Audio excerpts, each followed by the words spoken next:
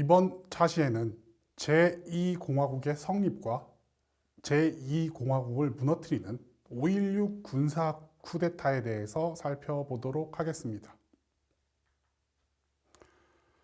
1960년 6월 개헌안이 통과되고 7월 29일에 총선거가 실시되면서 제2공화국이 들어서게 됩니다. 대통령에는 윤보선, 총리에는 장면이 선출됩니다. 제2공화국은 제1공화국에서 나타났던 여러 가지 문제점들을 수정하고 개혁해야 하는 과제에 직면하게 됩니다. 독재 정권의 유산을 청산하고 민주주의를 실현해야 하며 남북 관계를 개선해야 하고 특히 경제 개발에 주력해야 하는 상황이었습니다.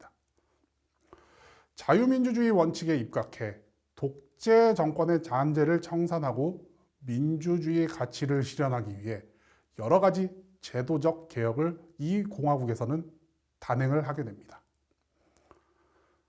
먼저 대통령 중심제에서 의원 내각제로 정치 구조를 변경하게 됩니다. 의원 내각제는 대통령제와 더불어 민주주의를 대표하는 정부 형태 중 하나입니다. 의원 내각제는 내각 책임제, 의회 정부제 등의 명칭으로도 불리고 있습니다. 대통령 중심제에서는 국가 원수 및 정부 수반의 지위를 대통령이라는 한 사람이 갖는 반면 의원 내각제에서는 일반적으로 국가 원수와 정부 수반이 다릅니다. 제2공화국은 국가 원수는 윤보선 대통령, 정부 수반은 장면 총리가 맡고 있습니다. 이는 대통령제에서 권력이 1인에 집중되어 독재가 나타날 수 있음을 우려하여 의원 내각제로 변경시킨 것으로 풀이할 수 있습니다. 제2공화국은 한국 역사상 유일의 의원 내각제 정부 형태를 채택한 정부입니다. 제2공화국을 제외한 나머지 정부는 전부 대통령 중심제를 채택하고 있고 현재에도 한국은 대통령제를 유지하고 있습니다. 다음의 제도적 개혁은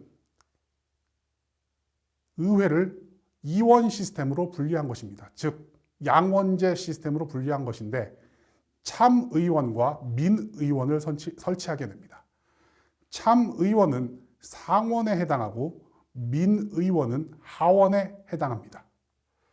또 다른 제도 개혁으로 지방자치제도를 들 수 있습니다. 광역시, 도지사, 도의회, 시의회, 읍장, 면장 등을 선거를 통해서 선출하는 지방자치제를 제2공화국에서는 실시하게 됩니다. 현재 한국에서 시행되고 있는 지방자치제도보다 훨씬 더 전면적인 형태였다고 볼 수가 있습니다. 마지막으로 사법부를 선출하려는 계획을 세우게 됩니다. 여기에서 이 계획이라고 말하는 것은 1961년도 5월 17일에 이 사법부의 주요 인사들을 선거를 통해서 선출하려고 계획을 하고 있었으나 5월 16일에 군사 쿠데타가 발생하면서 실제로 실시하지는 못했기 때문에 계획이라고 표현을 하고 있습니다. 당시 사법부 선출제는 일반 국민이 법관을 선출하는 것이 아니라 선거와 관련해서 선거권과 피선거권이 오직 변호사들에게만 주어졌던 제도입니다. 방금 말씀드렸다시피 계획만 되었을 뿐 군사 쿠데타로 인해서 실시가 되지는 못합니다. 이와 함께 제2공화국에서는 자유화된 분위기에 따라 정치적으로 매우 다양한 계층의 정치활동 및 노동운동이 표출이 되게 됩니다. 이승만 독재 정권 하에서는 억압되었던 이 정치활동과 노동운동 등이 강하게 표출이 되면서 특히 이 정치활동 규제가 해제되면서 혁신 세력을 중심으로 각종 단체가 만들어졌고 매우 급진적인 주장들도 나타나게 됩니다. 장면 정부는 4.19 혁명을 주도했던 학생, 시민들의 활동은 최대한 보장하는 방향으로 정치를 이끌었습니다. 그렇지만 그들의 요구에 대해서는 매우 소극적인 자세를 취하게 됩니다. 이와 함께 경직적이었던 남북관계 변화 및 더 나아가 통일을 위한 다양한 주장도 제기되게 됩니다. 제2공화국에서의 자유화 분위기는 남북관계를 변화시키고자 하는 의견들도 많이 표출하게 만듭니다. 이승만 정부에서는 북진 통일이 오직 국가의 기조였던 만큼 다양한 의견이 나타날 수 없었던 상황인데 반해 제2공화국에서는 기본적으로 제2공화국 정부도 역시 국가의 기조는 반공입니다. 즉 이승만 정부 때와 마찬가지로 반공이기는 하지만 북한과의 관계 개선이라든지 통일에 대한 여러 의견들은 많이 나타나게 됩니다. 그래서 통일에 대해서 한반도를 중립화시켜서 통일을 하자라는 의견들도 나타나게 되고요. 그다음에 학생운동 및 혁신 세력 등에서는 직접 남북한의 접촉을 통해서 남북 협상을 전개하려는 시도들도 나타나게 됩니다. 그리고 사회 전반적으로 평화 통일이 멀지 않았다라는 분위기도 존재했습니다. 그러나 제2공화국 정부는 사실 이 경제적인 측면에서 매우 어려운 상황에 직면하고 있었습니다. 그래서 물가 상승, 실업률, 무역 적자 등의 어떤 경제적 어려움을 극복하기 위해서 경제 제일주의를 기조로 내세우며 경제 계획을 추진하게 됩니다. 특히 공업화를 추진하고 실업률을 해소하며 국토 개발을 하기 위하여 경제개발 5개년 계획을 수립하게 됩니다. 외교적으로는 일본과의 관계 개선을 추진한 것이 매우 특징적인 것으로 볼 수 있습니다. 그리고 이와 함께 외교 다변화를 추구하는 모습을 보이게 됩니다. 제2공화국의 전반적인 정치 상황을 살펴보았고 이제는 5.16 군사 쿠데타에 대해서 살펴보도록 하겠습니다. 5.16 군사정변, 5.16 군사혁명 등의 표현으로도 불리고 있습니다. 군사 쿠데타의 개요는 이렇습니다. 박정희 육군소장을 중심으로 일부 장교들이 가담하여 일으킨 불법적인 군사정변이라고 표현할 수가 있습니다. 쿠데타의 배경은 정치적 불안과 군 내부의 문제라는 두 가지 측면에서 생각해 볼 수 있습니다. 먼저 정치적 불안입니다. 제2공화국의 여당인 민주당 내에는 강력한 파벌 두 개가 존재합니다. 윤보선 대통령을 중심으로 한 구파, 그리고 장면 총리를 중심으로 한 신파가 매우 강경하게 대립을 하던 상황이었습니다. 사실 이 두 파벌은 이념적이거나 사회 경제적 의견에 의해서 나눠진 파벌이 아니라 기본적으로 정치인들의 입지와 개인적 이해관계에 의해서 형성된 파벌이었습니다. 그리고 자유화로 인해 겪고 있던 여러 혼란 상황에서 이 두 파벌의 대립이 지속적으로 표출이 됩니다. 파벌과 함께 대통령과 총리가 직접적으로 대립하는 경우도 많이 발생을 하게 됩니다. 군 통수권을 둘러싸고 대통령과 총리의 갈등이 심해서 군사 쿠데타가 일어나는 그 시점까지도 군 통수권에 대한 구체적인 정비가 해결되지 않았던 상황이었습니다. 이러한 대립은 정책 실행을 원활치 못하게 하고 정부 및 집권 여당인 민주당의 정치적 기반을 약화시키게 됩니다. 그리고 자유화 분위기 및 한반도 대립구도 상황에서 다양한 정치 사회적 요구의 범람과 시위가 나타나게 되면서 이것 역시 정치적 혼란을 자극하게 됩니다. 민주주의 가치에 기반해 시위를 벌이는 것은 매우 자연스러운 일입니다.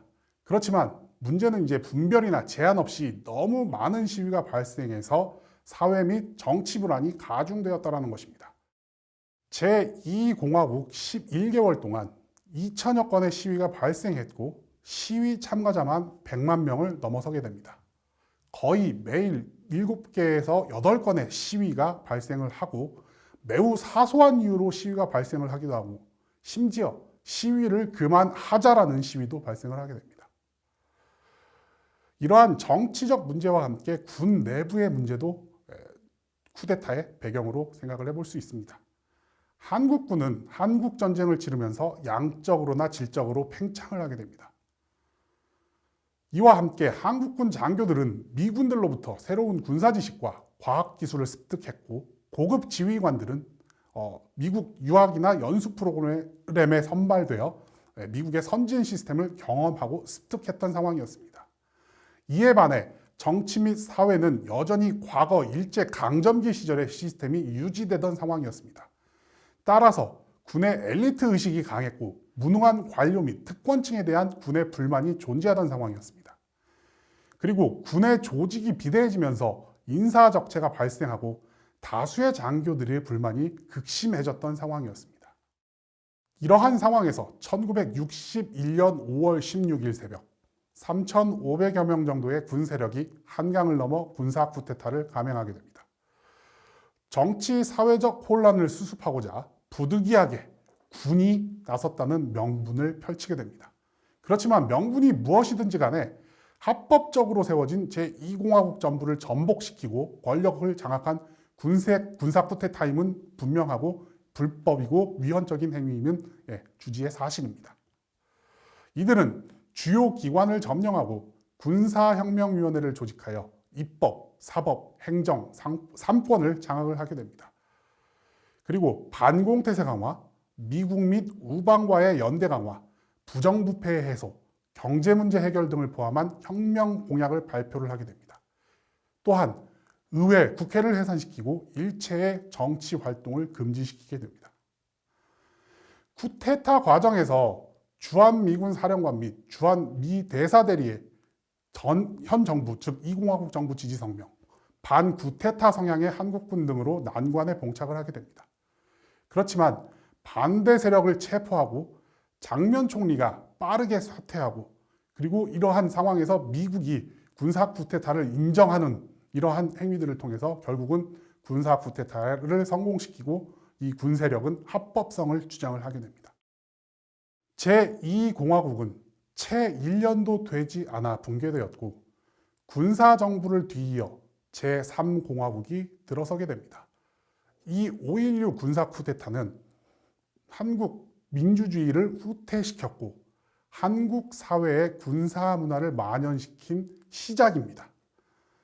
1960년 시민들이 4.19로 독재 정권을 무너뜨린 지 1년 남짓 뒤에 발발한 이 군사 쿠데타는 한국 사회의 절차적 민주주의가 자리 잡는 과정을 결정적으로 지연시키는 사건이었습니다. 또한 장기간의 군사 엘리트들의 집권을 가능하게 함으로써 한국 사회 전 부분에 걸쳐 뿌리 깊은 군사 문화가 자리 잡는 데 영향을 미치는 사건이 이 5.16 군사 쿠데타였습니다. 이번 차시는 여기서 마무리하도록 하겠습니다.